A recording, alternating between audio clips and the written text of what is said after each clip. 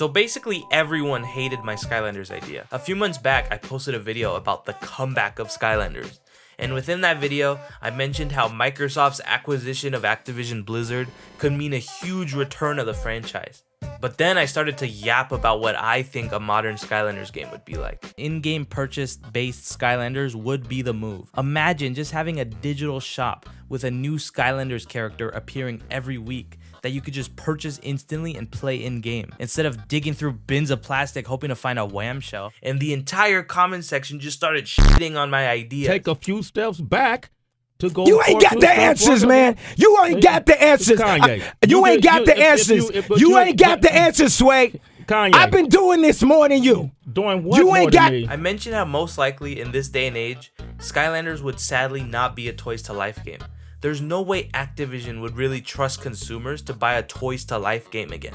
The toys are what made the franchise innovative and unique at the time, but they're also what made the franchise fall. Too many SKUs in too many stores, overstocked issues, stores heavily discounting the figures to liquidate what massive amount of stock they had hoarded.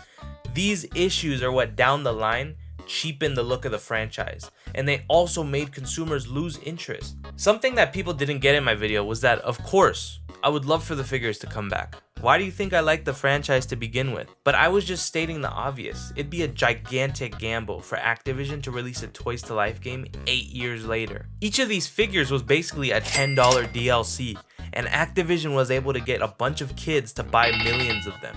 So what would a 2024 Skylanders look like? The first but risky option is to bring back the figures. But to reduce the risk of too many SKUs, maybe Toys for Bob would just make it like the original game. Spyro's Adventure had a total of 32 unique figures in the original roster. That's perfect. Go back to the roots and make a small and unique roster. And this would just be another ordinary Skylanders game. Basically a continuation, like nothing ever happened in between. Because I think that's what the biggest problem was. Every installment of the game, the amount of figures that came with it just got bigger and bigger. Over 50 figures would just not work for a new installment. They would have to scale back. The second option, which I favor, is an all-digital online service-based game. Obviously, it would suck for all of those figures you collected over the years to just all of a sudden not work in the newest installment. That's something a lot of people brought up in the comments of my last video, but would Toys for Bob really put in the work to keep support for all of those figures? Everyone hated this idea, but I favor a Skylanders game that's loosely based on the formula of in-game transactions. Kinda like an MMO Skylanders game. You could start off the game with like 3 digital characters, almost like default skins. Then over time, you could maybe grind to collect in-game currency to unlock more characters, or you could purchase the in-game currency to buy the characters you want. A big part of the original games was collecting hidden gems or items hidden on each level. So you could just scale that up, and maybe you can have millions of randomly selected generated items on the map that each player collected. And then you could trade them for in-game currency or trade them with each player. I think copying Fortnite's structure of how there's an item shop, but it changes every day with different skins, and you never know when something is gonna come back, I think that kind of concept would be cool. But of course, everyone, once they hear Fortnite, they're like, no, what are you talking about, you freaking idiot. This new iteration that I'm brainstorming would kind of be like a hybrid of the original trilogy of games and also the Skylanders Universe online web game. So this would kind of be like an MMO Skylanders game. The franchise already had elements taken from each major MMO game. The gameplay is similar to League of Legends. The characters are kind of like watered down League of Legends characters. What the Skylanders is this? Don't call him a Skylander.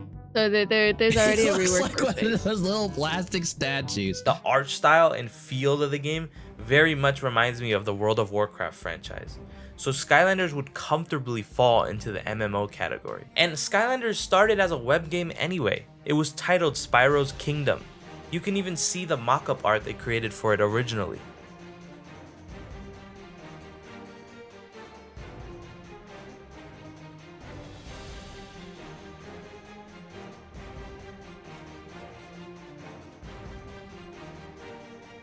Then later down the line, it was made into a console game, but it still did launch with an MMO-esque online game. That's what all those little codes that came with the figures were for. And this would be a fully online multiplayer game that you can have all your figures, have all your items online, play with all of your friends. It would be the most open Skylanders game ever, and it wouldn't be limited to just console launches.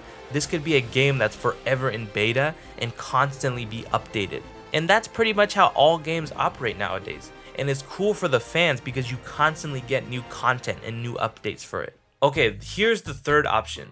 Activision and Toys for Bob just doesn't make a new game, but instead they remaster the original trilogy, the first 3 games, but put it into this huge definitive collection. Toys for Bob have already done this twice with the Spyro and Crash Bandicoot trilogy collections, so I'm sure they could easily do this with the Skylanders games. And with Microsoft's recent acquisition of Activision Blizzard, they could bring these remastered versions to the Xbox subscription Game Pass. There are so many possibilities, but I think Skylanders on Game Pass just makes sense, and this is something many people have backed. But this brings us back to the original question: digital characters or toys?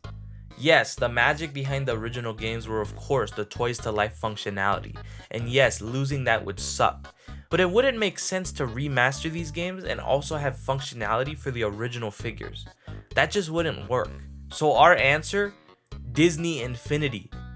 And yeah, that's pretty confusing. But yes, Disney Infinity has already done all of the work for us. Our answer, the Disney Infinity Gold Edition on Steam. Avalanche Software, the company behind Disney Infinity, re-released all of the original Disney Infinity games in a digital form. So every toy box mode, every playset, and every figure and character, everything is already pre-unlocked and ready for you to play, all on Steam. So it's been done before. It wasn't necessarily a remastered version of Disney Infinity, but it's pretty much what the Skylanders fans have been asking for. And that doesn't necessarily mean that the remastered collection has to be exactly like that, but I think Activision could do something similar.